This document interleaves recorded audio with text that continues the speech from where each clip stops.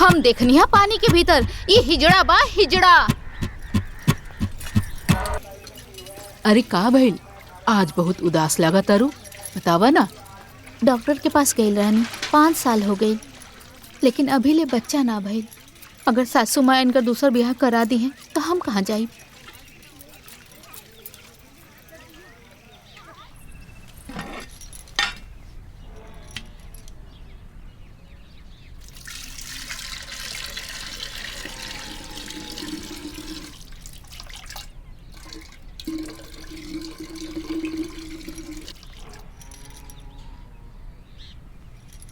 सुना? बोला। कुछ बात करे के रहे। पानी।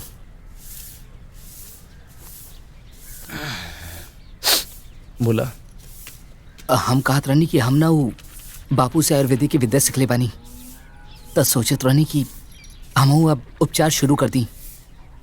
उपचार? हाँ, बापू के जैसे। बढ़िया बा, कर दो। तो ओकरा खातिर तोरा के ना हमरा के वो गांव के बाहर वाला बिहड़ में ले जाके पड़ी। बिहड़ में का करे जाइबू? बापू अपन सारा औषधि वैजे से लावेले, तो हमरा के भी जड़ी इकट्ठा करे खातिर वैजे जाके पड़ी। सोच के बताओ तनी, जा चाय लिया हुआ। अब उपचार करब तो घर में 4 पैसा भी ताई ना। ठीक बा, बाद में चलल जाई, जा चाय लिया हुआ। हाँ, ले आओ तनी।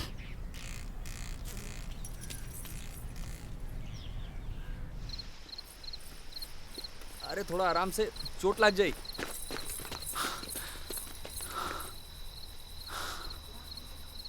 अरे इतना रात में ही जावे के का जरूरत रहे? दिन में ना आ सकत रहनी? दिन में अइला पर गांव वाले हमने से 50 सवाल पूछती।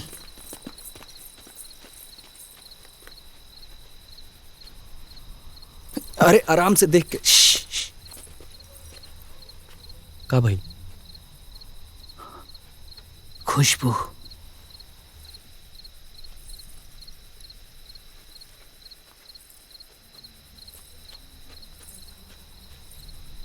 अरे देख के कीड़ा उड़ा हुई सब।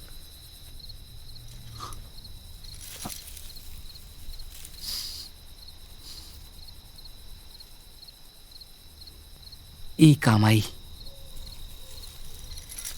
रुको रुको रुको, हम निकालते नहीं।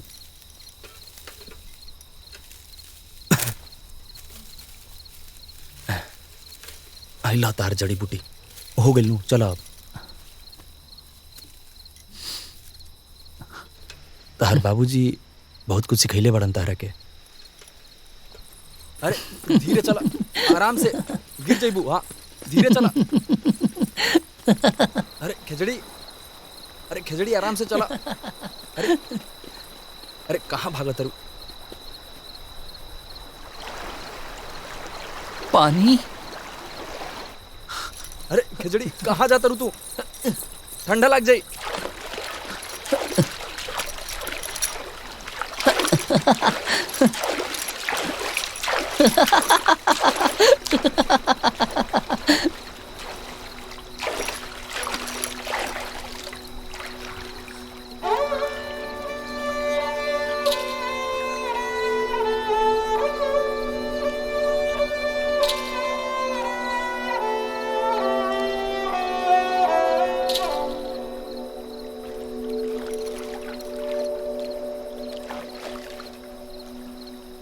खिचड़ी चला, भोर होके वाला बा।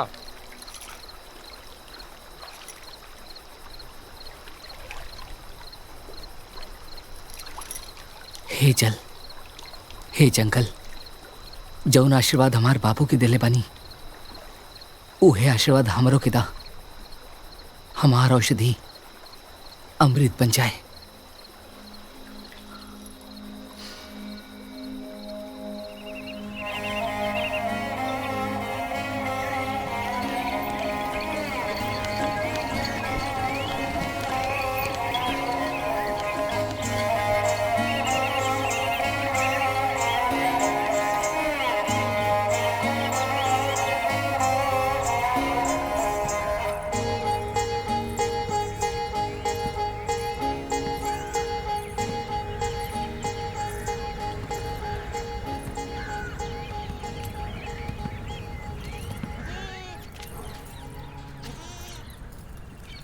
सुना,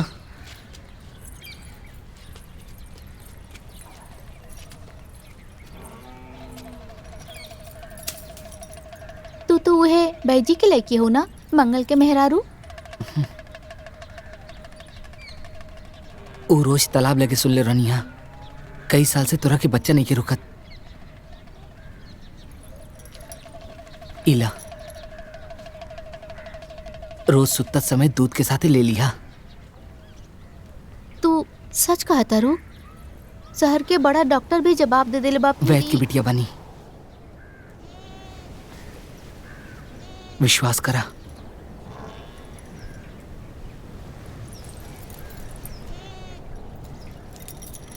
खुशखबरी सुनी है।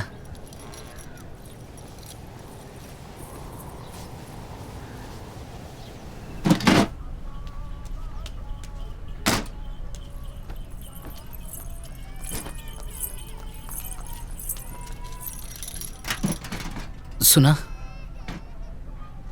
तू हमरा के जड़ी बूटी खातिर ले गईला, बढ़िया लागल।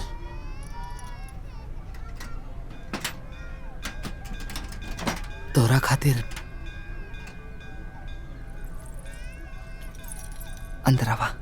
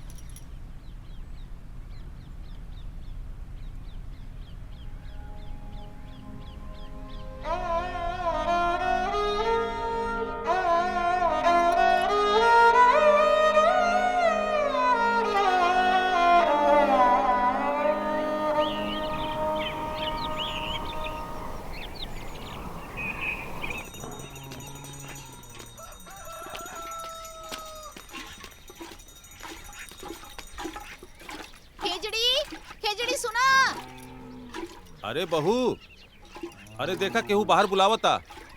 जी